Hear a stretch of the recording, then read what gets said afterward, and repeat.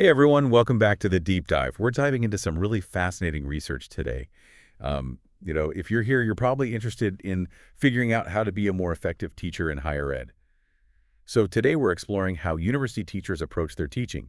And specifically, we're looking at a tool called the Approaches to Teaching Inventory, or the ATI. Yeah, and the ATI, it's not about trying to, label teachers or put them in a box. It's really designed to help us understand how teachers approach teaching within the context of a specific subject or course. So it's all about that specific teaching situation. Yeah, that makes sense. It's not like a personality test, right? No, not at all. It's very much focused on that particular teaching context. So the research behind the ATI, it's actually grounded in this thing called a relational perspective.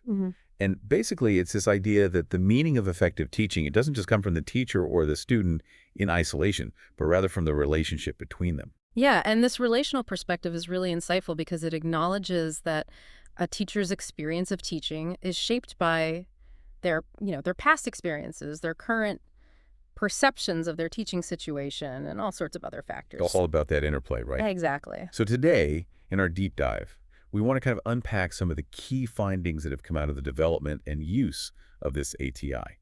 We're going to explore the different approaches that teachers take to their work and how those approaches relate to how students learn. And this research builds on some well-established ideas about how students themselves learn. Researchers have identified different approaches to learning, like deep learning, where students are really trying to understand the material, surface learning, where they might be focused more on memorization, and even achieving or strategic learning, where the goal is really just about getting good grades. So basically, a student's intention, what they're trying to achieve, shapes how they go about their learning. Makes sense. Absolutely. And the interesting thing is the researchers who developed the ATI, they started with this question. We know a lot about how students approach learning, but what about the teachers, right? Is there a connection between how teachers approach their teaching and the learning pathways that their students end up taking?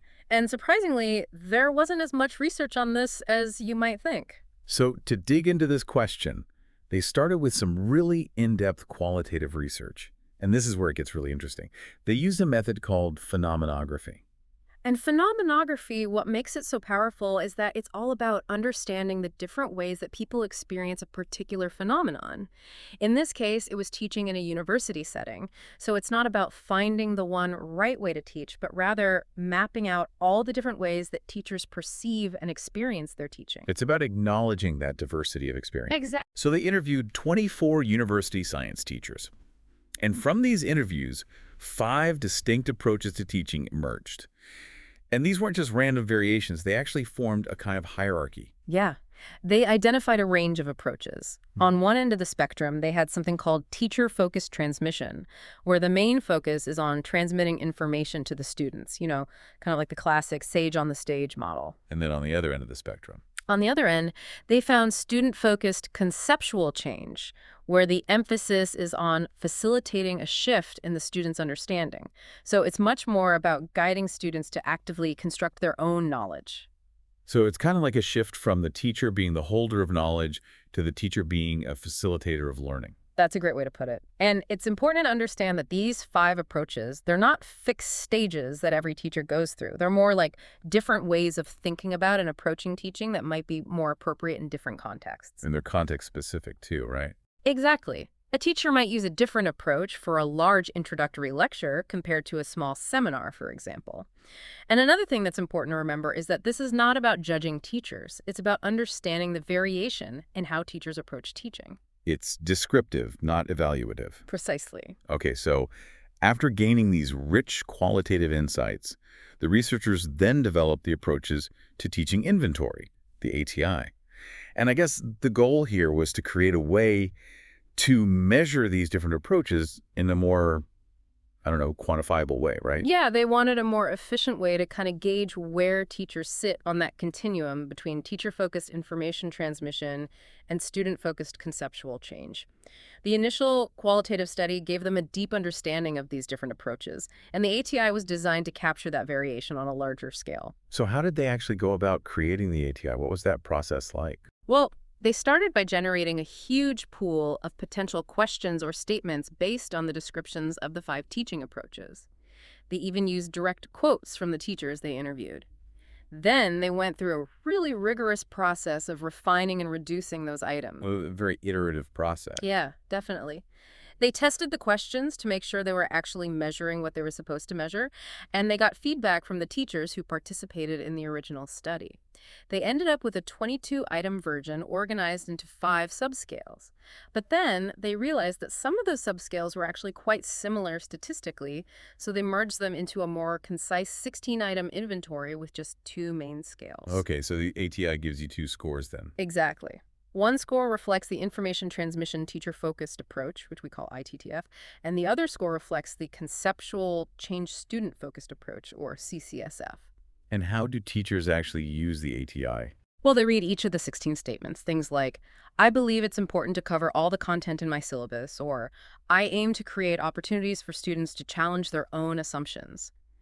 And then they rate on a 5-point scale how frequently that statement reflects their approach in a specific course. So it's really tailored to that specific teaching context. Exactly. Okay, so they've developed this tool, but how do we know it's actually measuring what it's supposed to? How do we know it's valid? That's a great question.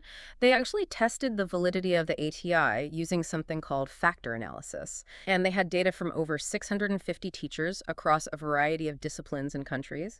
And the results really supported the 2-scale structure of the ATI. And what about reliability? Does the ATI consistently produce similar results over time? Yeah, they found that both scales had good reliability.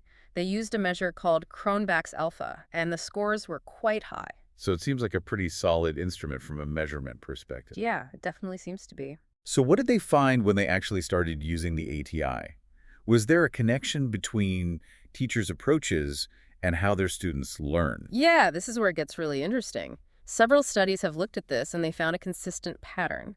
Teachers who scored higher on that information transmission teacher focus scale, the ITTF, tended to have students who were more likely to adopt a surface approach to learning. So they were focusing more on memorization and rote learning rather than really trying to understand the concepts. So if a teacher is mostly focused on delivering information, the students might just focus on absorbing that information without really engaging with it deeply. Exactly. But on the other hand, teachers who scored higher on the conceptual change student focus scale, the CCSF, tended to have students who adopted a deeper approach to learning. So those students were really grappling with the material, trying to make connections, and really understand it at a deeper level. So it seems like the teacher's approach can actually shape how students approach their learning. Yeah, and a study in Denmark found similar results, which suggests that this might be a pretty universal phenomenon. And there's even some evidence that if teachers change their approach, maybe through professional development or training, their students might actually start using less of a surface approach to learning. Yeah, that's pretty exciting, right?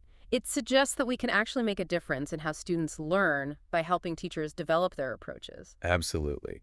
So they also looked at how teachers' perceptions of their teaching environment might relate to their teaching approach. What did they find there? Well, they found some really interesting connections. Teachers who scored higher on the conceptual change student focus scale, they were more likely to see their workload as manageable, to feel like their students had the right background knowledge and motivation, to feel like their class sizes were reasonable, and to have a sense of control over what they taught. So it seems like a supportive and well-resourced environment might be really important for those teachers who are trying to implement a more student-centered approach. That's a great point. And on the flip side, teachers who scored higher on the information transmission teacher-focused scale, they were more likely to feel like there wasn't a strong commitment to student learning in their department and that they didn't have much control over what they taught. So it's like a vicious cycle almost. Yeah, it can be. And interestingly, these relationships seem to hold true across different disciplines, which suggests that these might be some pretty fundamental dynamics in higher education. Do they find any connection between teaching approaches and things like teacher satisfaction or engagement with the subject matter? Yeah, actually, they did. They found a positive correlation between the conceptual change student-focused approach and greater satisfaction and interest in the subject being taught. So teachers who were focused on helping students develop a deep understanding, they seem to enjoy their teaching more and be more engaged with the material itself. So it's not just good for the students, it's good for the teachers too. Exactly. And conversely, they found a negative correlation between the information transmission teacher-focused approach and those same outcomes. So it seems like a win-win situation. It really does. Okay, so as we wrap up this deep dive, What would you say are the key takeaways for our listeners? Well, I think the biggest takeaway is that there's a really strong connection between how university teachers approach their teaching and the quality of their students' learning experiences. And this also has implications for the teacher's own sense of satisfaction and engagement. Yeah, and the ATI provides a framework for understanding these different approaches. It highlights the difference between that information transmission teacher-focused approach, which is often linked with surface learning, and the conceptual change student-focused approach, which is associated with deeper learning and greater teacher satisfaction. Right. And it's crucial to remember that the ATI is context specific. So when you're thinking about your own teaching or even the teaching you've experienced as a student, it's important to consider the specific subject matter, the students, and the learning environment. What works in one context might not work in another. Exactly. So, as a final thought for our listeners, I'd say think back on the teaching you've experienced, either as a student or even just in how you explain things to other people. Can you see elements of these different approaches? And what might happen if you start to consciously reflect on your own approach and maybe even try to adapt it based on the situation and what you're trying to achieve? That's a great point to end on. Thanks for listening, everyone. Thanks for joining us on the Deep Dive.